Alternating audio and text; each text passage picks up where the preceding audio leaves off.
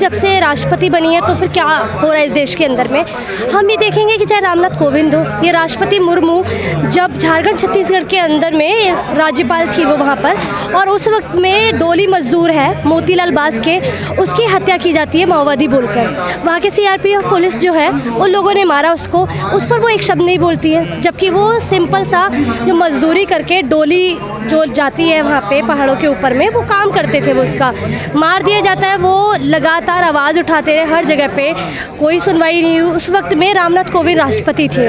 उस वक्त में जो प्रधानमंत्री बोलते हैं कि वो रिप्रेजेंट करते हैं कि हम ओबीसी हैं, जिस समुदाय से आते हैं, आदिवासियों को, दलितों की आवाज़ सुन रहे हैं। तो बेसिकली अगर बात करेंगे, हमें सबसे पहले समझने की ज़रूरत है कि जो ये व्यवस्था है, ये व्यवस्था पूरी तरह सड़ चुकी है। इस सिस्टम के अंदर में प्रॉब्लम है। प्रॉब्लम ये नहीं कि कौन सी सरकारें आ रही हैं जा रही हैं, कोई भी सिस्टम के अंदर में प्रॉब्लम है या फिर लोगों में दिक्कत है जो सिस्टम को चला रहे हैं? नहीं, उनकी मानसिकता खराब है। नहीं, हम ये मानते हैं कि जिस तरीके से सिस्टम बनाया गया, एक संविधान दिया गया, अगर आप अंबेडकर साहब को भी अगर देखेंगे तो बाबा साहेब बोलते हैं अपने अंतिम दिनों में वो ये बात कर रहे हैं कि मुझे तो कांग्रेस ने हाईजैक किया था संविधान के लिए। हम संविधान को बार बार लाते हैं, लेकिन हम ये भूल जाते हैं कि क्या पूरा का पूरा संविधान जो है क्या वो बाबा साहेब लिख कर गए? उनको तो सिर्फ एक, जिस तरीके से हम राष्ट्रपति की बात करते हैं कि उसका क्या पोजीशन है, हम उसी तरीके से देखते हैं, उसी कड़ी में देखते हैं कि अंबेडकर को अगर पढ़ा जाए क्रिटिकली होकर, उन्होंने लास्ट तक आते आते उन्होंने लगातार वो दौर के बारे में बात की जिस वक्त से संविधान को लेकर लगातार बातें चल रही थी। उन्होंने बोला है कि संविधान भी अपने आप में किस तरीके से बुरे रूप में यूज़ किया जाएगा इन सत्ता के द्वारा, वो देखने की बात है। और वो होंगे जो संविधान को जलाएंगे उस वक्त में। तो अगर वो बात बोल रहे हैं तो पढ़ना चाहिए हमें, उस संविधान के अंदर में ही इमरजेंसी है। वो समय आ गया जो बाबा साहब ने कहा था। हम ये बोलते हैं कि इस जो भगत सिंह बोलते हैं कि आमूलचूल परिवर्तन की बात करते हैं कि इस ज़रूरत है इस देश के अंदर में आमूलचूल परिवर्तन हो, क्योंकि यहाँ पर गोरे अंग्रेज चले गए हैं, लेकिन जो काले अंग्रेज यहाँ पर राज कर रहे हैं उसी का ये नतीजा है। तो चाहे आप, अगर हम बात कर रहे थे अभी दलित ओबीसी वो लोग क्या कर रहे हैं, तो अगर हम रिप्रेजेंटेशन की भी बात करें, रिजर्वेशन को अगर देखेंगे तो रिजर्वेशन अब तक जो थोड़ा बहुत मिला है कुछ लोगों में गया है, वो लोग जो रिजर्वेशन पा गए हैं उसके बाद में उनका दायित्व बनता है कि आप आएँ और अपने लोगों के बीच में इस लड़ाई में शामिल हो। पेबैक सोसाइटी हम देख रहे हैं कि आज कितने लोग यहाँ पर हैं, उस समुदाय से भी कितने लोग यहाँ पर आ रहे हैं। जो यूनिवर्सिटी हैं, अलग अलग जगह पे जो यूनिवर्सिटी है उसमें प्रोफेसर भी हैं, एक्टिविस्ट भी काम कर रहे हैं, लेकिन ज़रूरत है कि आपको एक यूनाइट रूप में एक ब्रॉड यूनिटी बनाते हुए आप यहाँ पर आए और उन दलित आदिवासियों के जो मुद्दे हैं उस पर ज़मीनी लेवल पे आप उन बस्तियों में जाके रहें, उनके साथ काम करें। लेकिन हम कर क्या रहे हैं, हमारा सिर्फ ये होता है कि जंतर मंतर जो है एक ऐसी जगह बन चुकी है जहाँ पे कोई प्रोटेस्ट होता है, हम लोग आते हैं, बात करते हैं और उसके बाद वापस अपने घरों में चले जाते हैं, उन स्टूडेंट्स के बीच में बैठ के बात करते हैं। लेकिन ज़रूरत है कि आप आओ, उन बस्तियों की सिचुएशन को देखो, वहाँ पे गुजारो दिन, फिर हम बात करेंगे कि हाँ हम दलित जो है, दलित वर्ग है, किस तरीके से वो यूनाइट नहीं होता। क्योंकि जो हमारे नेता जो खुद रहे हैं वो खुद इस जिम्मेदार है कि किस तरीके से वो अपने लोगों के लिए भी वो कितना खड़े हुए। चाहे अगर हम मायावती की बात करें, बिल्कुल मानते हैं कि एक जो दलित महिला उस वहाँ तक पहुँची वो बिल्कुल काबिल तारीफ़ है। लेकिन अगर हम बात करें कि उसके बाद अभी क्या, तो हम अभी देखेंगे कि जो आप बात कर रहे थे कि सिस्टम, तो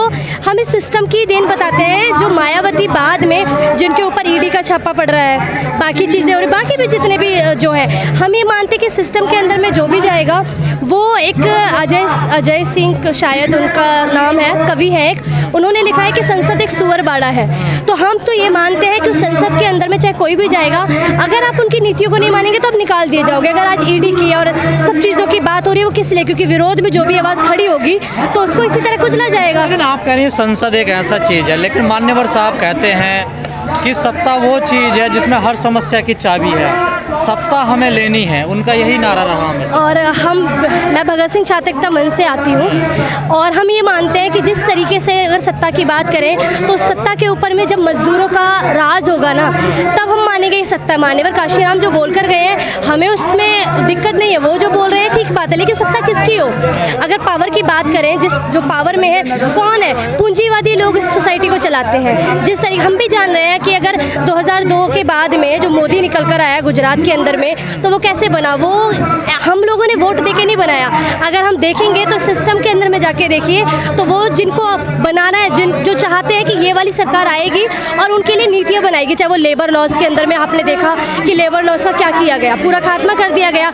उसी तरह चाहे वो शिक्षा की बात हो, प्राइवेट किया जा रहा है, रेलवे की बात है वो प्राइवेट हो रही है, बैंक है वो प्राइवेट किए जा रहे हैं। तो अगर हम इन सबको देखें देखेंगे तो हमें अच्छे से पता लगेगा कि जो ये सारी चीज़ें हैं उस सिस्टम की वजह से ही है। वहाँ पे जिनका राज है वो मजदूर राज नहीं है, वो कैपिटलिस्टों का राज है, जो चाहते हैं वो वाली सरकार बनाते हैं। जनता को अगर ये वहम है कि वो वोट देकर उसको चुनती है तो ऐसा कतई नहीं है, हम नहीं मानते। आप चाहते हैं कि मजदूरों का राज हो।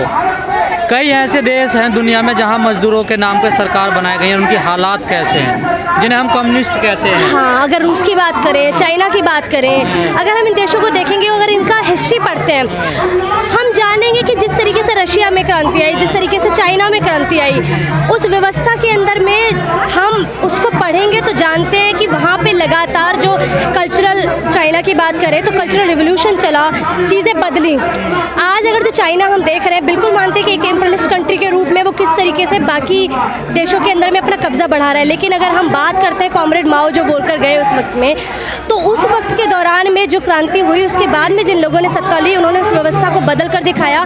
बाद में जो लोग आए वो वही था कि उस व्यवस्था के अंदर में संशोधन करते हुए गए, वो लोगों की वजह से था। वो ये नहीं है कि वो विचारधारा गलत थी, और उस विचारधारा को मानने वाले भी अगर आज देखेंगे, आप देश भर के अंदर में लगातार, चाहे फिलीपींस हो, चाहे और भी जगह का अगर हम देशों का नाम लें, हर जगह पर उसके बारे में बात हो कह रही है कि मजदूरों का शासन, मजदूरों की सरकार हो, लेकिन जो मजदूरों के अनुयायी हैं वो तो खुद ही खत्म होते जा रहे हैं भारत में। देखिए, अगर हम कुछ चुने, जो मजदूरों का नाम का झंडा लेके सत्ता में भी आए हैं, अभी भी हैं। हम तो बात ही कर रहे हैं कि हम संसद की जो राजनीति है, जो ये वोट की राजनीति, हम इसको नहीं मानते हैं। हम देख रहे हैं कि चाहे जो भी पार्टीज आई हो, जिसको हम लेफ्ट के नाम पर जानते हैं, जिसको हम बोलते हैं कि कम्युनिस्ट पार्टियां हैं, हम नहीं मानते कि वो कम्युनिस्ट बचे हैं अभी।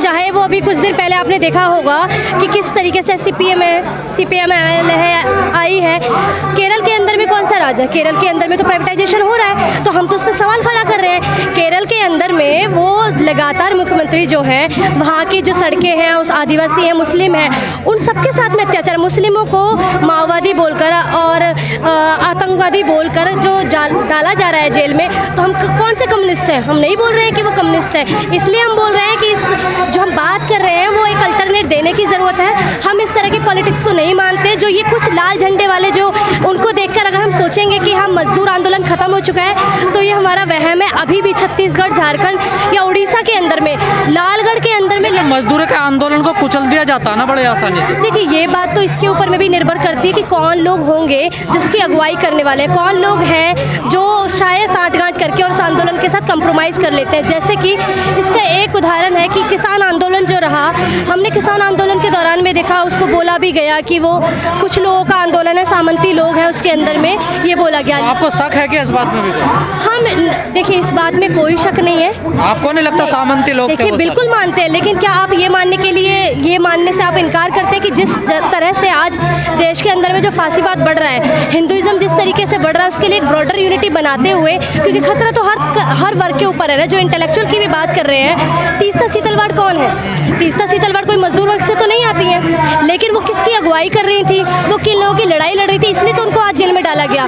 जो अभी कुछ दिन पहले बेल पे बाहर आई, संजीव भट्ट कौन है? वो तो ऑफिसर रहे ना। आज वो लिबरल जो हम बोलते हैं, जो कम से कम ये आवाज़ उठाते हैं, उन पर भी खतरा है। इसलिए हम ब्रॉडर यूनिटी की बात करते हैं कि ब्रॉडर यूनिटी बनाकर हम इस फांसीवाद को टक्कर दे सकते हैं। अन्यथा अगर हम ये सोचेंगे कि हम अपनी लड़ाई लड़ लेंगे, तो एक पोस्ट मॉडर्निस्ट थॉट है, उसके साथ में हम कोई लड़ाई नहीं लड़ सकते।